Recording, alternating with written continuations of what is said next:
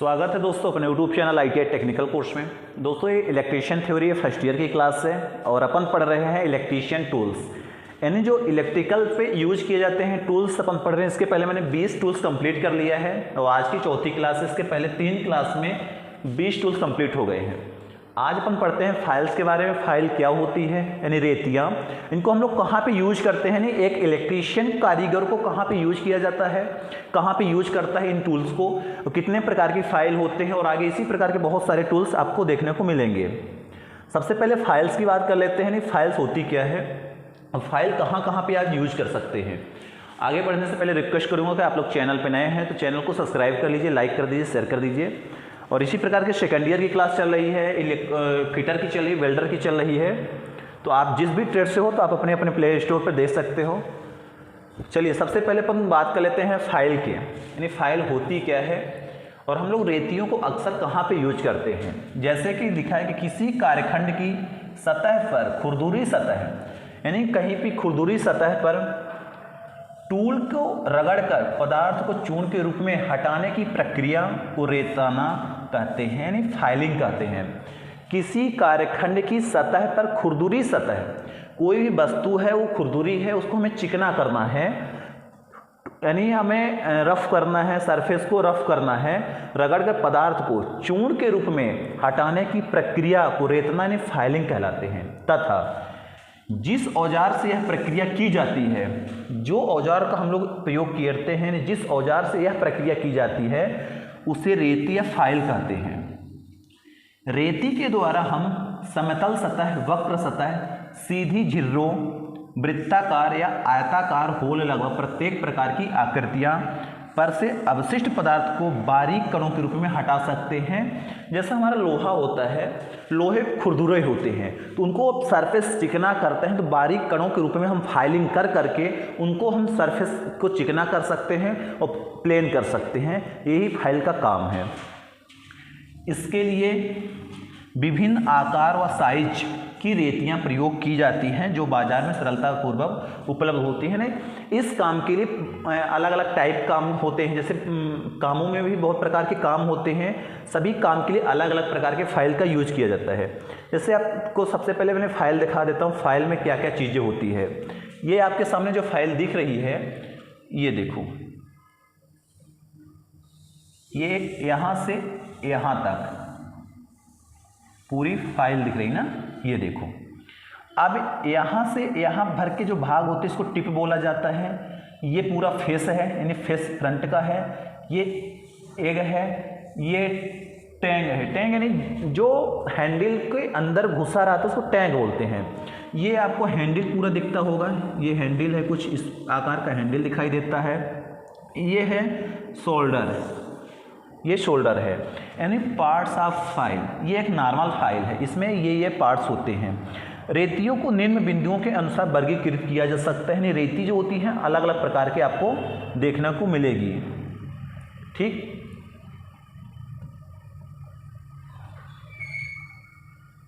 अब यदि first number देखें तो पहला बोला गया है लंबाई के अनुसार। यदि लंबाई के अनुसार देखें, सामान्य रेती, सामान्य रेती की जो लंबाई होती है 10, 15, 20, 25, 30 और 35 सेंटीमीटर तक होती है। जैसा कि मेरे पास एक सामान्य रेती है, फाइल है, इसकी लंबाई 30 सेंटीमीटर है। यानी ये जो हमारे पास फाइल है 25 से 30 सेंटीमीटर वाली फाइल है, इसको हम लोग हैंडल बोलते हैं, इसको टैंक बोलते हैं, जो अंदर घुसा हुआ है। ये पूरा उसको फ्रंट साइज है, ये भी फ्रंट साइज है। नहीं, इसी के माध्यम से हम लोग किसी भी लोहे के पार्ट को रगड़ रगड़ के चिकना कर देते हैं। और जो लोहे के पार्ट होता है तो छोटे छोटे बारीक के रूप में, कण के रूप में साइड निकल जाता है, चिकना हो जाता है। तो ये आपको जो दिख रही थी ये सामान्य रेती है, सामान्य प्रकार की इसको रेती बोलते हैं। सामान्यतः ये 25 से 30 सेंटीमीटर के हम लोग यूज करते हैं इलेक्ट्रीशियन के लिए। यदि यहाँ पे ग्रेड के अनुसार देखा जाए तो ग्रेड के अनुसार एक होती है रफ फाइल, बस्टर्ड, बस्टर्ड के बाद second cut, smooth cut, hand smooth आदि रेतियां होती है। यानी यदि ग्रेड के अनुसार देखें तो रफ होती है, बस्टर्ड होती है, second cut, smooth, dead smooth आदि रेतियां होती हैं। यदि यहीं पे कट के अनुसार देखा जाए, किसके अनुसार, कट के अनुसार, अकॉर्डिंग टू कट, कट के अनुसार सिंगल कट, डबल कट, कई कट, स्पाइरल कट व रास्प कट आदि रेतियाँ होती हैं। मतलब यदि कट के अनुसार देखा जाए तो सिंगल कट की फाइल होती है, रेती होती है, डबल कट की फाइल होती है, कई कट की होती है, कई कट, स्पाइरल कट होती है, सरल कट होती है आदि। मतलब बहुत प्रकार के देखा जाए तो कट के अनुसार फाइल होती है। यदि यहीं पे आकार के अनुसार देखें, अकॉर्डिंग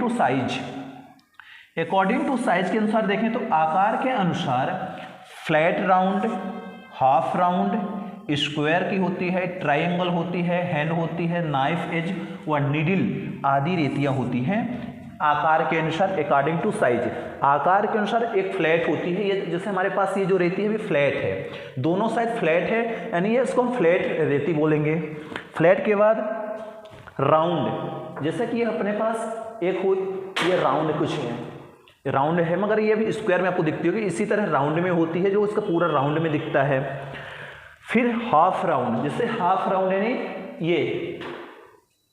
ये इसका हाफ राउंड है, ये पूरी हाफ राउंड, इधर देखो फ्लैट है, ये हाफ राउंड है। हाफ राउंड के बाद स्क्वायर, ये पूरी स्क्वायर में आपको काट के देगी, ये स्क्वायर फाइल हो गई। ट्रायंगल, ये देखो ट्रायंगल, कुछ इस प्रकार की फाइल आपको मिल जाएगी, ट्रायंगल फाइल है। तो ये अलग अलग क्वालिटी आकार के अनुसार अलग अलग प्रकार की फाइल मिलेगी। फिर इसी में देखा जाए तो इलेक्ट्रीशियन की बात किया गया है कि विद्युत कार के लिए 250 mm लंबी बस्टर्ड हाफ राउंड रेती उपयुक्त होती है। इसके अलावा 250 mm लंबाई वाली रास्प कट रेती, तिकोनी रेती एवं राउंड रेती की भी आवश्यकता पड़ती है। तो ये इलेक्ट्रीशियन के लिए 250 mm लंबी जो रेती होती है, बस्टर्ड हाफ राउंड रेती उपयुक्त होती है। इसके अलावा 250 mm लंबाई वाली रास्प कट रेती, तिकोनी रेती एवं राउंड रेती की भी आवश्यकता पड़ती है। ये टाइप्स ऑफ फाइल की बात करें, टाइप्स ऑफ फाइल यहाँ लिखा हुआ है। सबसे पहला नंबर है फ्लैट फाइल, या फ्लैट प्रकार की फाइल है जो हमारे हाथों में लिखी हुई है या रखी हुई है, इसको फ्लैट फाइल बोलते हैं। नेक्स्ट है second number triangle file. Triangle ये है, ये कुछ ट्रायंगल की है, ये हमारे पास ट्रायंगल प्रकार की फाइल है। उसी प्रकार राउंड फाइल है, ये जो मैंने दिखाया था राउंड फाइल तीसरी है, राउंड फाइल है। ये ट्रायंगल है, राउंड फाइल है।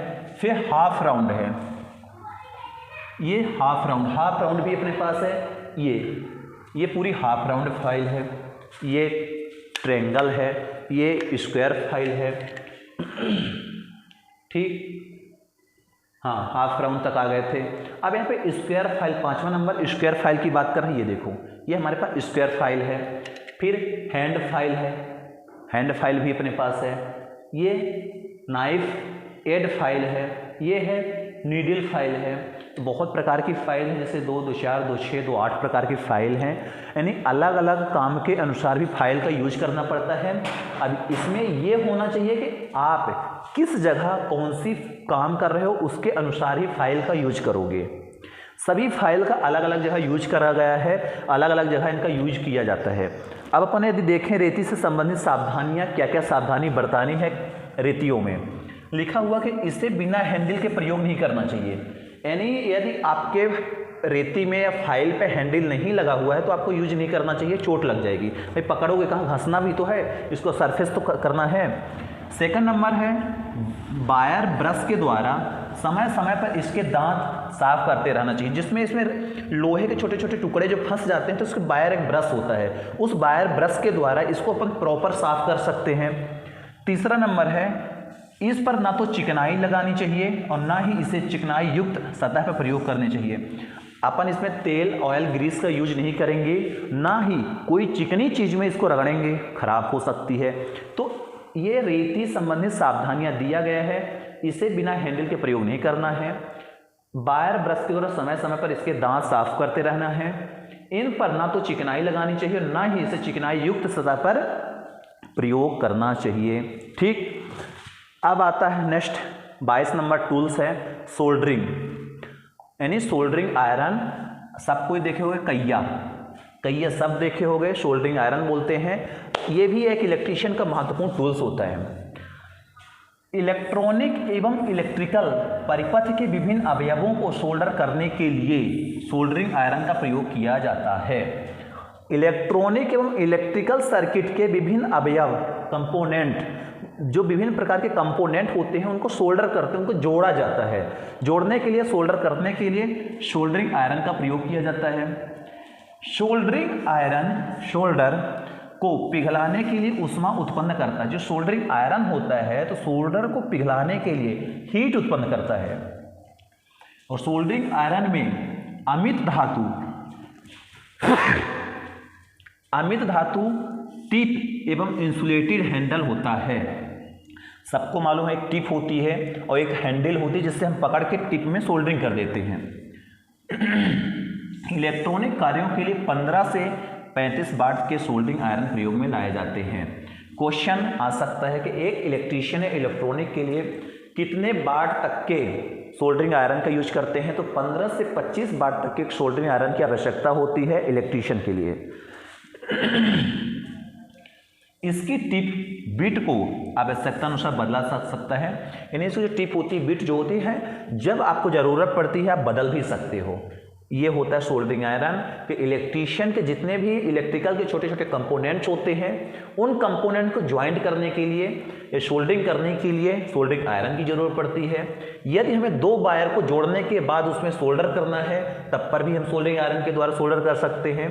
सोल्डरिंग आयरन 15 से 30 वाट के लिए एक इलेक्ट्रॉनिक कार्यों में यूज किया जाता है। इस प्रकार के सोल्डरिंग आयरन देखे होंगे, ये 60 से 230 60 वाट का है, 230 वोल्ट की सप्लाई पर ये काम करेगा। ये देखो यहाँ पे प्लग दिया हुआ है, केबल है। इस केबल के बाद यहाँ पे आयरन की टिप दी हुई है, ये आयरन की टिप है, ये आयरन स्लीव, ये आयरन पूरी स्लीव है, ये पूरा हैंडल है। इसको पकड़ के अपन लोग सोल्डरिंग करते हैं। ठीक, ये टिप हो गई, आयरन स्लीव हो गई, केबल हो गई, जिसमें हम केबल से सप्लाई लेते हैं। सप्लाई के माध्यम में हीटिंग एलिमेंट लगा जाता है। ये कापर की इसके टिप लगी होती है। ये कापर की टिप के अंदर जो हीटिंग एलिमेंट होता है तो हीट होता है, जिसके कारण हम किसी भी वायर को पिघलाकर आसानी से सोल्डर कर सकते हैं। अब सोल्डरिंग आयरन संबंधित सावधानियां भी मालूम होना चाहिए। पहला नंबर है electrical soldering iron main lead में बिना प्लग टॉप लगाए विद्युत स्रोत से नहीं जोड़ना चाहिए। यानी एक इलेक्ट्रीशियन को ये चाहिए कि जब सोल्डरिंग आयरन को लगाना है तो ये प्लग टॉप होना बहुत ज़रूरी है। प्लग टॉप होगा तभी आपको कनेक्ट करना है। दूसरा नंबर है प्लग टॉप परिवर्तित करते समय फेज न्यूट्रल तथा अर्थ तारों को सही पिनों पर कसना चाहिए और इस कार्य को पुनः जांच कर लेनी चाहिए। प्लग टॉप को चेंज करते समय प्रॉपर फेज और न्यूट्रल को प्रॉपर तरीके से कनेक्शन करना है और अर्थ तार को भी उसमें कनेक्ट करना है, तभी आप उसका यूज करोगे। तीसरा नंबर है प्रयोग से पूर्व इसकी बिट की टिप को खुरचकर अथवा एमरी क्लॉथ से घिसकर साफ कर लेना चाहिए। जब हम प्रयोग करते हैं, प्रयोग करने से पहले देखते हैं जंग वगैरह उसके टिप में लग जाती है। एक होता है एमरी पेपर, उस एमरी पेपर से उस जो टिप होती है टिप को साफ कर लेना चाहिए, घिस लेना चाहिए, जिससे वो प्रॉपर काम करेगा। अगला है आवश्यकता न होने पर इलेक्ट्रिकल सोल्डरिंग आयरन वैद्युतिक स्रोत से विसंयोजित डिस्कनेक्ट कर देना चाहिए। यानी आवश्यकता ना होने पर भी इलेक्ट्रिकल जो सोल्डरिंग आयरन है वैद्युतिक स्रोत से इलेक्ट्रिकल कनेक्शन से डिस्कनेक्ट कर देना चाहिए। यानी जब हमें काम नहीं करना है सोल्डरिंग आयरन से, फिर भी उसको सप्लाई देकर नहीं रखना है, उसको ऑफ कर देना चाहिए। ज़्यादा हीट हो जाएगी, खराब भी हो सकती है। तो वही बोल है कि आवश्यकता ना होने पर, जब ज़रूरत ना पड़े तब उसको सप्लाई से हटा देना चाहिए, डिस्कनेक्ट कर देना चाहिए, बंद कर देना चाहिए स्विच को। नेक्स्ट है सोल्डरिंग आयरन को उचित ताप पर गर्म करना चाहिए। जो सोल्डरिंग आयरन है एक उचित टेम्परेचर पर हीट करना चाहिए। ज़्यादा हीट कर देंगे तो हमारा जहाँ पे सोल्डरिंग करेंगे तो वो धातु खराब हो जाएगी, वो कंपोनेंट खराब हो जाएंगे। उस जगह पे ज़्यादा हीट के कारण सारी संभावना बढ़ सकती है, सोल्डरिंग खराब हो सकती है। सोल्डरिंग आयरन को एक लिमिटेड टेम्परेचर में ही गर्म करना चाहिए। अब नेक्स्ट है कंड्यूट डाई सेट। 23 नंबर हमारा जो टूल्स है कंड्यूट डाई सेट है। कंड्यूट वायरिंग करते समय कंड्यूट में चूड़ी बनाने हेतु डाई सेट का उपयोग होता है। देखे होंगे हम लोग जब दीवारों पे वायरिंग करते हैं वायरिंग करते समय कंड्यूट पाइप के माध्यम से ही वायरिंग करते हैं। उस कंड्यूट पाइप में हमें चूड़ी निकालना होता है, उस चूड़ी निकालने के लिए ही कंड्यूट डाई सेट का यूज किया जाता है।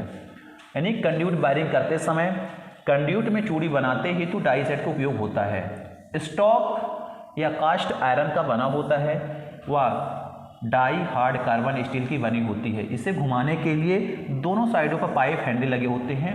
ये हैंडल लगा हुआ है इस प्रकार के, ये हमारा डाई सेट है, कंड्यूट डाई सेट, जिसके माध्यम से हम अलग अलग आकार पे चूड़ी निकाल सकते हैं कंड्यूट पाइपों में। कंड्यूट पाइप जो लोहे की पाइप होती है उसमें चूड़ी निकालने के लिए ये डाई दिया हुआ है, इस डाई के यहाँ पे लगाते हैं, उस डाई के माध्यम से लोग चूड़ी में थ्रेड बना लेते हैं। थ्रेड बनाने से उसमें कैपिंग कर सकते हैं, जो भी है कर सकते हैं। यानी कंड्यूट डाई सेट का उपयोग यहाँ पे होता है कंड्यूट वायरिंग के थ्रेड निकालने के लिए पाइपों में। अब इसके सावधानियां पढ़ लेते हैं। इसके यूज करने के पहले जो सावधानियां हैं, लिखा है कि कंड्यूट में जिस प्रकार की चूड़ी बनानी हो उसी प्रकार की डाई का चयन करना चाहिए। यानी जिस प्रकार की चूड़ी बनाना है, अलग अलग प्रकार की डाई सेट आती हैं, जिस प्रकार के कंड्यूट बनाना है, कंड्यूट में चूड़ी निकालना है, वही हमें डाई सेट लगाना है। सेकंड नंबर है कंड्यूट डाई को सदैव सुखा कर रखना चाहिए। यानी जो कंड्यूट डाई सेट होता है उसको सदैव गीले नहीं रखना, खराब हो जाएंगे, जंग लग जाएंगे, जिसके माध्यम से हमारे कंड्यूट पाइप में थ्रेड नहीं बनेगा, चूड़ियाँ नहीं बनेंगी। तीसरा नंबर है कंड्यूट में चूड़ी बनाते समय मोबी ऑयल का प्रयोग करना चाहिए। जब हम कंड्यूट में थ्रेड निकालते हैं, चूड़ी बनाते हैं, घुमाते हैं, थोड़ा मोबी ऑयल का यूज करेंगे ना, अच्छे से स्मूथ घूमेगा, स्मूथ चूड़ियाँ बन जाएंगी। डाई को ऊंचाई से नहीं गिरा देना चाहिए। जो डाई सेट होता है, डाई को ज़्यादा हाइट से गिराएंगे खराब हो जाएगी, टूट जाएगी। अगला है कंड्यूट में चूड़ी बनाते समय डाई के नटों को धीरे धीरे कसना चाहिए। जब हम कंड्यूट में चूड़ी बनाते हैं तो डाई को बहुत स्पीड से नहीं घुमाना चाहिए, हल्का हल्का घुमाना चाहिए, जिसमें आराम से थ्रेड बन जाए, चूड़ियाँ बन सके। तो ये कंड्यूट डाई सेट से संबंधित सावधानियाँ हो गई। फिर इसके बाद आते हैं हैंड ड्रिल मशीन पे। यानी हैंड ड्रिल मशीन होती क्या है? सबको पता है ड्रिल मशीन का मतलब होता है कहीं पे ड्रिल करना, होल करना। अब ये बात कर रहा है हैंड ड्रिल मशीन की, यानी हाथों के माध्यम से घुमाकर ड्रिल करेंगे। यह हाथ से चलाई जाने वाली एक छोटी ड्रिल मशीन है। साफ साफ मालूम होना चाहिए, हैंड ड्रिल मशीन यानी हाथों से चलाई जाने वाली एक ड्रिल मशीन होती है। इसकी क्षमता, इसके ड्रिल चक्र की ड्रिल बिट धारण करने की क्षमता के आधार पर व्यक्त की जाती है। कोई भी ड्रिल मशीन हो, हम लोग कैसे यूज करते हैं कि हमारा काम क्या है, छोटे जगहों पे छेद करना है, बड़ों जगह पे छेद करना है, पतले जगह पे छेद करना, छेद एक्चुअली पे करना क्या है, उसी के अनुसार ही हम लोग ड्रिल बिट का यूज करते हैं, ड्रिल का यूज करते हैं। इसमें प्रयोग किए जाने वाले ड्रिल बिट का व्यास 1/64 से लेकर 1/4 इंच अथवा 0.4 से 6 mm तक होता है। यानी जो ड्रिल बिट होती है इसको हम लोग अलग अलग आकार के लिए, अलग अलग होल करने के लिए यूज कर लेते हैं। हैंड ड्रिल मशीन में आवश्यकता अनुसार ड्रिल बिट्स का प्रयोग किया जाता है। जो हैंड ड्रिल मशीन होती है उसमें ज़रूरत के हिसाब से ही ड्रिल बिट का प्रयोग करते हैं। Drill bit hand drill machine का एक मुख्य भाग होता है, क्योंकि बिना ड्रिल बिट के हम लोग छेद नहीं कर सकते दीवारों पर। तो यानी मेन भाग होता है हैंड ड्रिल मशीन का, ड्रिल बिट होना जरूरी।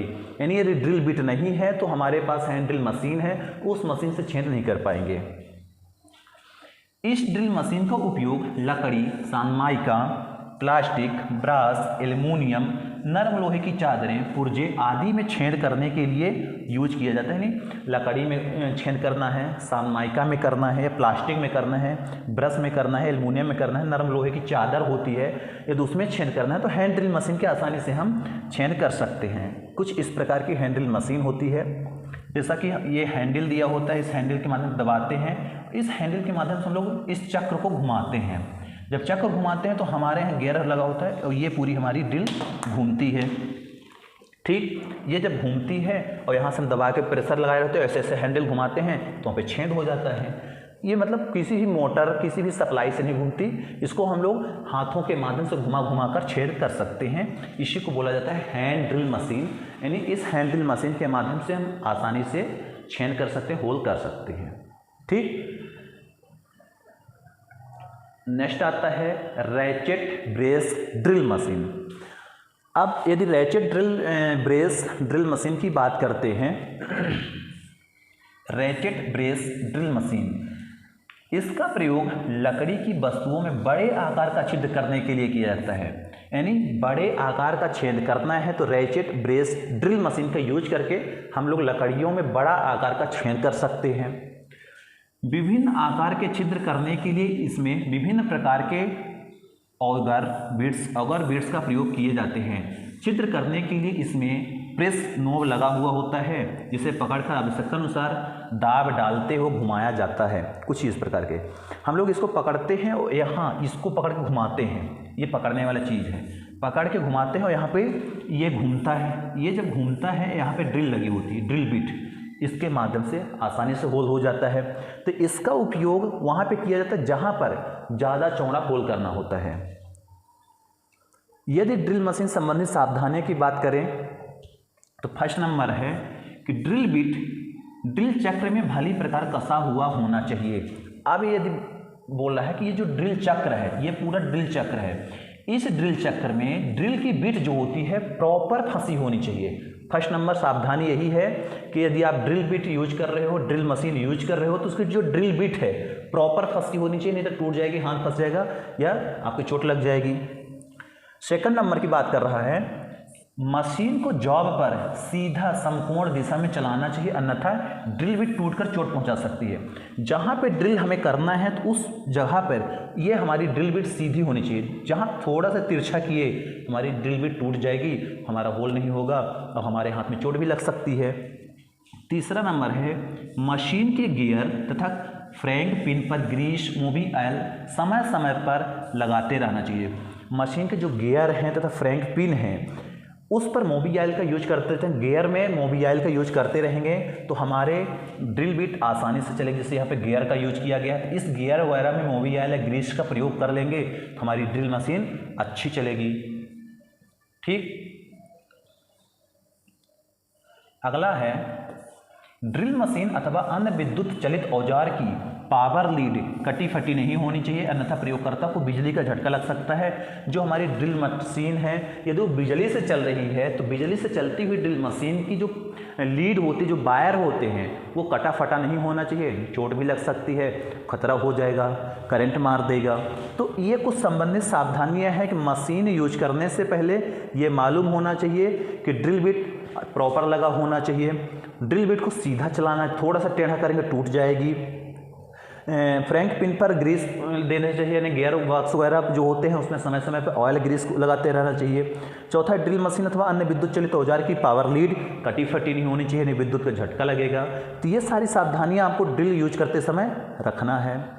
अब यदि यहीं पे 26 नंबर की बात करें, इलेक्ट्रिकल ड्रिल आ गई। इलेक्ट्रिकल ड्रिल मशीन यानी जो उसमें मोटर लगी होती है, हम लोग सप्लाई देते हैं, मोटर से चलती है। लकड़ी या धात्विक वस्तुओं में तीव्र गति से छिद्र करने के लिए हाथ में पकड़कर चलाई जा सकने वाली छोटी इलेक्ट्रिकल ड्रिल मशीन प्रयोग की जाती है।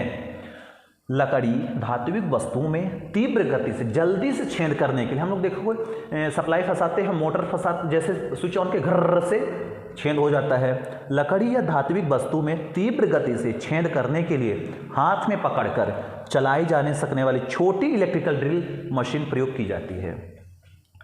इलेक्ट्रीशियन के लिए छोटे आकार की 8 mm बीट क्षमता वाली मशीन उपयुक्त होती है। एक इलेक्ट्रीशियन के लिए देखोगे छोटा मोटा होल करता है जहाँ पे स्विच बोर्ड लगाना होता है, उस स्विच बोर्ड लगाने के लिए 8 mm तक की बीट की क्षमता वाली वो ड्रिल मशीन यूज कर लेता है। इस प्रकार की मशीन में ड्रिल बिट को कसने के लिए चक्र की प्रयोग किया जाता है। चक्र की यानी हमें जब ड्रिल चेंज करना होता है, जैसे हमारे पास ये ड्रिल मशीन है तो ये बोला गया है यहाँ पे चक्र की का उपयोग किया जाता है।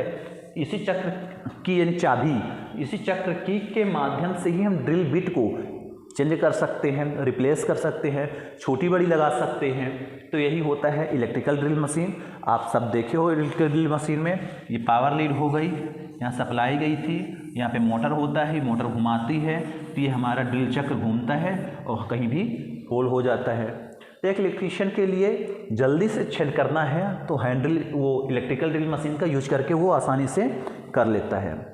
अब इलेक्ट्रिकल ड्रिल मशीन से संबंधित सावधानी की बात करें तो यहाँ पे दिया है कि इसकी मेन लीड में बिना प्लग टॉप लगाए मशीन को विद्युत स्रोत से नहीं जोड़ना चाहिए। यदि हम drill bit electrical drill machine के यूज कर रहे हैं तो उसकी जो सप्लाई देने के लिए वहाँ पे प्लग, ये जो प्लग लगा होता है ना, ये प्लग होना बहुत ज़रूरी है। ठीक, ये प्लग लगा होना चाहिए।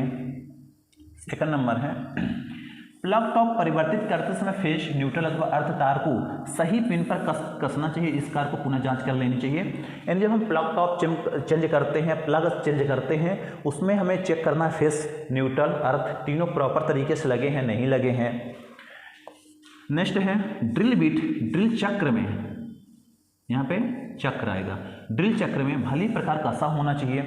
जो हमारी ड्रिल बिट होती है ना, जो ड्रिल का जो चक्र होता है उसमें प्रॉपर तरीके से टाइट होनी चाहिए, नहीं तो खुल जाएगी, टूट जाएगी, तो हाथ में लग जाएगा। नेक्स्ट है ड्रिल करते समय मशीन को सीधा जाब से समकोण पर चलाना चाहिए। जब हम ड्रिल मशीन चलाते हैं तो प्रॉपर सीधा होना चाहिए, टेढ़ा करेंगे ड्रिल हमारी टूट जाएगी तो दिक्कत हो जाएगी। अगला है इसके द्वारा टूल स्टील से बनी वस्तु में छेद करने का प्रयास नहीं करना चाहिए। यानी जो टूल स्टील लोहे में हम यूज करेंगे, लोहे की अलग ड्रिल आती है, उसका प्रयोग करके कर सकते हो, मगर हमें लकड़ी वाली है तो हम लकड़ी में ही करेंगे। ठीक, ये आपको जो दिख रही चक्र की है, इसी के माध्यम से हम की के माध्यम से ही ड्रिल को खोलकर साइड कर लेते हैं। ये कार्बन ब्रश दिख रहा है, यानी इसमें चक्र की के माध्यम से ड्रिल बिट को आगे कर लेते हैं। तो ये हैं इलेक्ट्रिकल से संबंधित जो टूल्स अपने बहुत यूज करते हैं। अपन इसके आगे की जो चीज़ दिया गया है, कैंची वगैरह, अपन कल पढ़ते हैं कि सीजर का उपयोग क्या है, कैंची क्या, सबको मालूम है, मगर एक बार हम पढ़ा देंगे। पूरे टूल्स खत्म कराएंगे, 35-40 जो भी टूल्स हैं आपके, एक एक करके 2 दिन और लगेगा, पूरे टूल्स खत्म हो जाएंगे। तो आज का अपन यहीं पे बंद कर लेते हैं, मिलते हैं नेक्स्ट वीडियो पे। जय हिंद, जय भारत।